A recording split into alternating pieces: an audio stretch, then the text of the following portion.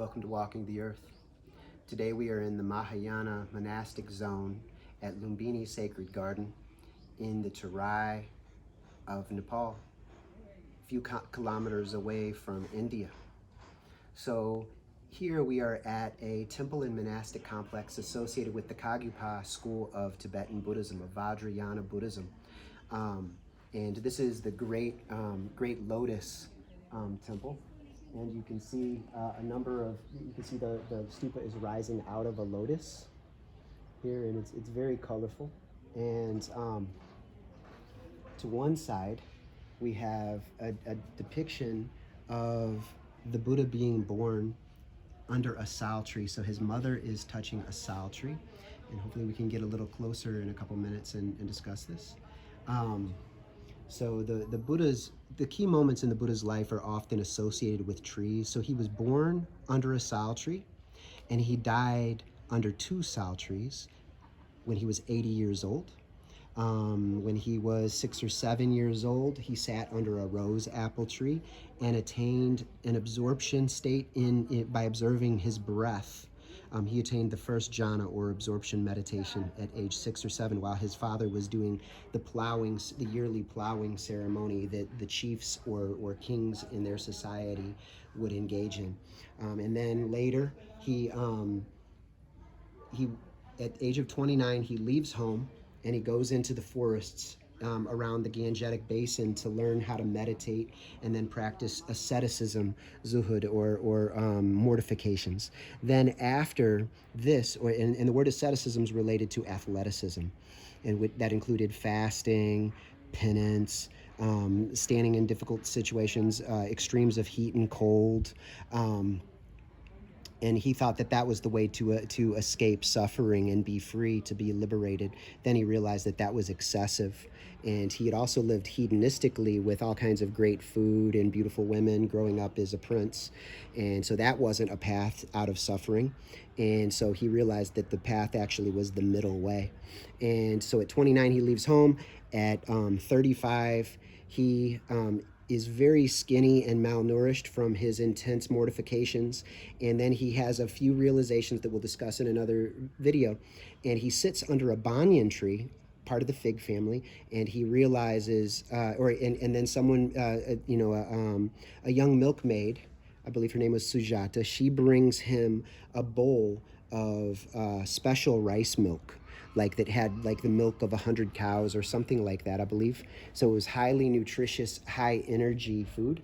And then he takes that underneath a banyan tree, and then he has the energy to walk a few miles to Bodh Gaya, and there he sits under a Bodhi tree where he attains enlightenment. And so different trees play an important role at key points in his life. So he attains enlightenment at 35, and then he passes away at age 80 under two sal trees after having been born under a sal tree. So, and then over here to my right, we see a construction with a giant prayer wheel underneath it. And this is from the Tibetan tradition. It's within the Vajrayana tradition. I'm not aware of it being present in any other form of Buddhism, but maybe you know more about this. But it's certainly within all the Tibetan expressions. So if somebody was influenced by the Tibetans, they have prayer wheels. So for instance, the Mongols, the Mongolians, the European area that still practices Tibetan Buddhism, that's up near Chechnya, I believe, they also have prayer wheels. But I don't know of the other Mahayana or Theravada schools having it. So it's interesting because this little structure actually, I believe, is referencing Thai pagoda and stupa styles. Perhaps you'll know more about that. So it's Thai style at the top, and then under is a giant prayer wheel. The prayer wheel will have, in Sanskritic, it'll have Om Mani Padme Hum. So the blessed jewel in the lotus, something thereabouts, is the mantra, the prayer. And every time someone spins a prayer wheel, it's supposed to be sent out in the universe 11,000 times or thereabouts. So it'll have like lots of parchments containing that prayer within them. And then the prayer is sent out. And then if you see prayer flags, it also does something similar. When the wind blows, it blows the prayers. It's said to blow the prayers throughout the world. So you've got different scenes from the Buddha's life He was a great horseman. He was a great archer. He was a kshatriya. He was a warrior, as well as being a prince. So he was part of the ruling class. He was highly educated within the Vedas and various Vedic traditions. As would the royalty and the upper class of his times. He was a member of the twice born caste. That we still remember within the Hindu tradition to this day. But later he abandons the Vedas, and he abandons the caste system entirely, and is very much a proponent for moving beyond. Like, there's no supremacy or superiority based on race, on color, on class, on birth, on religion. There's nothing that defines superiority and nobility except for excellence in ethical character and in energy. So ethics and energetic supremacy is the only thing. In the Islamic tradition, that would be taqwa, piety, and not externals. It would be based on actual effort. And so it's an interesting tradition. And so the Buddha is one of the first people to stand against racism, to stand against the caste system and superiority based on class and whatnot in religion. So he was very much against bigotry. He felt that that was extremely unhealthy. And so he taught an ethical and energetic purifying system. In Islamic terms, it would be a Toba and Tazkiyah tradition and a Tawakkul tradition in a very real sense.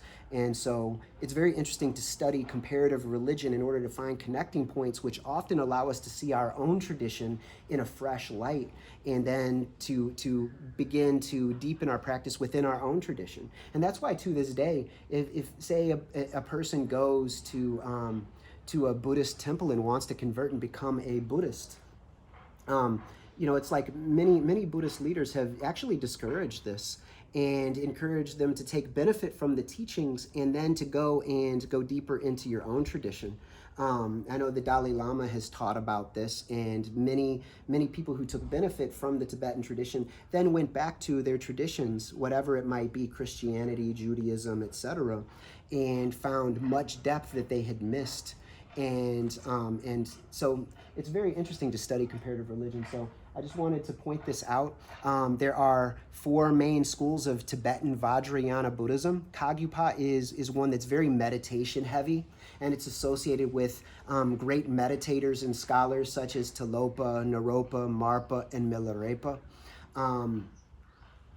Earlier we visited a temple and monastery that's from Singapore, but within the Nyingma tradition that's associated with Guru Padmasambhava, also a meditation-heavy tradition. Both have, that the Nyingma is more a tradition called Dzogchen, which it seems to be a bit similar to Zen. And then this tradition is more Mahamudra, which also has some Zen-type connections. I haven't looked too deeply into it at this point, but I'm very interested in comparative contemplative traditions. So various forms of contemplation comparatively, which there seem to be a lot of connections within like Sufi traditions such as the Kubrawiya, the Isawi, Naqshbandiya, Chistiya. So I want to be able to dive deeper and see the connecting points. And I think that would be a very fascinating study comparatively if you're in the academic realm. So anyway, the Kagyupa, this is a Kagyu temple and monastic compound. And then there are 2 more schools of Tibetan Buddhism that are very famous. One is the Gelugpa, the Yellow Hat sect, and they have dominated the politics and societal aspects and religious aspects of Tibetan Buddhism for several hundred years. And that's associated with the Dalai Lama, who was given that title. I think it means Ocean of Wisdom. He was given that title by one of the great Mongol Khans.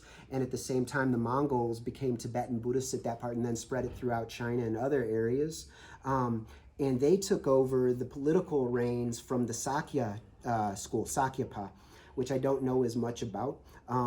So this is very interesting, and so far I've seen Nyingma and Kagyupa here in the monastic complex. I'm not sure if there's a Gelugpa and a Sakyapa.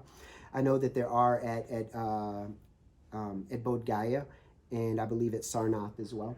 which are all very interesting pilgrimage centers. I'm very interested in comparative pilgrimage and studying pilgrimage from a comparative viewpoint. And I'd be interested in going to Jain holy sites and better, because when you make a personal connection and you go someplace and you learn about the stories, then it enables you. It's personalized, so it makes it easier to develop sets of questions and refine your questioning process so that you can actually see key information and derive maximum insight.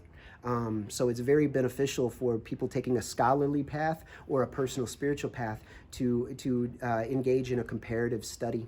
And also, besides that, from an Islamic perspective, there were said to have been 124 prophets sent out into the world. So we should seek out the prophets and understand human religiosity and spirituality and try to see the hidden prophetic stream that exists from the beginning of time. So this is very, very fascinating. I think very valuable, at least for me on a personal level. So, but this is a very meditative, heavy tradition, and one of the traditions that emphasizes meditating in caves, which is very strong within the prophetic tradition. And long-term fasting, doing a lot of fasting, intensive introspection, studying of oneself in order to recognize the weak points, the selfish expressions, and then to systematically work to uproot the unhealthy, selfish expressions and use that as